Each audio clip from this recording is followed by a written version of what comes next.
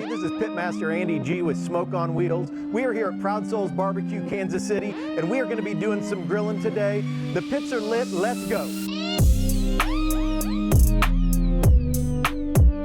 I am super excited today. We are bringing you a low and slow no wrap brisket. This thing is going to cook all day, and we are starting with a beautiful Creekstone Farms Master Chef Prime. We're going to coat that with some Lone Star brisket rub and let it bathe in the smoke all day. Let's go. So we are starting with a whole packer brisket today. So you've got both muscles here. We have our flat, and you can see it runs this direction, and this is a Creekstone Farms Prime. So it's got all of that nice marbling in it. It's got all of that gorgeous fat, and that is what's going to create moisture and flavor over this long and slow cook. That fat is going to render and break down within that muscle structure and really give us that flavor that we want out of it. This piece right here that wraps around our flat is the point meat.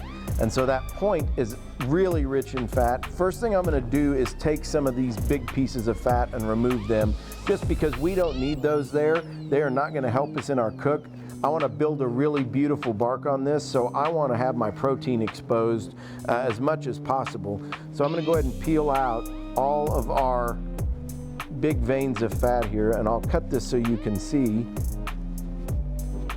But this is all fat. There's no meat in that at all. So the next thing that I want to do is I want to take and get into this edge and peel off all of that gray that's on the edge of the meat. There's nothing wrong with that, but when it was butchered, you know, it goes down the line as it's getting cleaned off. There might be a spray of steam cleaning a bandsaw blade. So you can see this point meat has a really nice marbling on that edge. We're going to actually use that to protect our flat during the cook. We're going to cook this point side down and really let this piece of meat shine. The next thing that I'm going to do in this trim is, as I said, I want to expose as much of that protein as possible so we get that really nice bark in our no wrap cook. So I'm going to peel the top layer of fat off of our point meat right down to the flat here, and you'll see there'll be a line that we can use as a guide to stop that trim out so that I leave some fat on my flat to protect it, but get all of this off of our point meat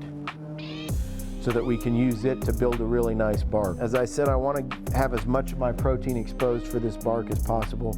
So I'm going to take all of this thin silver on the back side here and just remove that as well.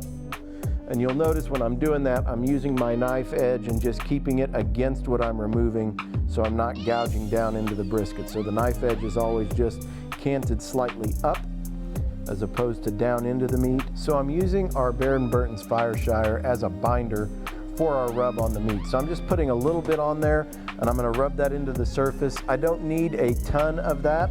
I just need enough to wet that surface so that our rub is going to stick really nicely. I'm going to do that all the way around and on both sides, and then I'm going to hit it with our Lone Star brisket rub. And I've said this before, but you can go as liberal as you want with this. This is a nice big roast. You're not going to need to worry about over seasoning a brisket like this. We also want plenty of that rub on there because we want all of that pepper and garlic to build our nice bark. All right, I'm going to go ahead and flip this, and we're going to do the same thing on the other side. And then at this point, once I've got this nice and rubbed up, we can let this rest for hours. You can let it go overnight if you want.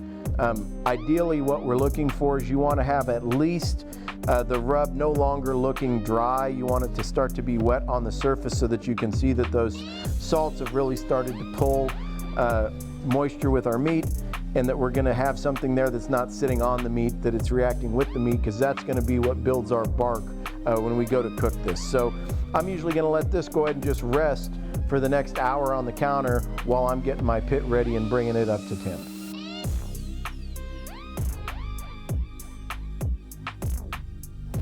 So we are going to cook this on our YS640S. Again, we're going to go low and slow. I'm going to set it at 220, and we're going to let this thing start to build a really nice bark.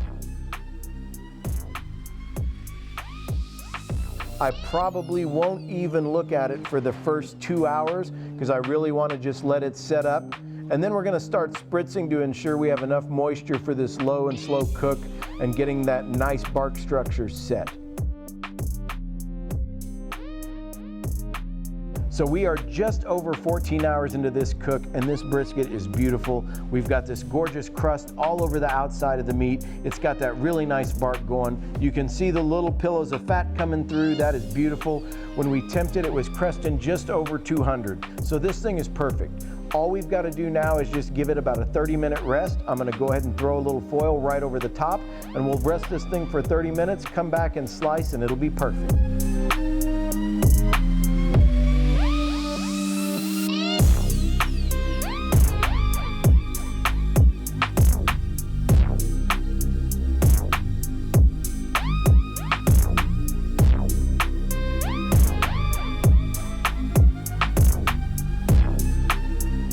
So this brisket, I'm just gonna go ahead and take a bite right here.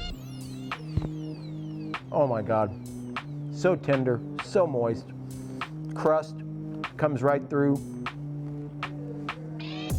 Man, what a great flavor. So 14 hours at 225 on your Yoder YS640S. Phenomenal color, phenomenal flavor.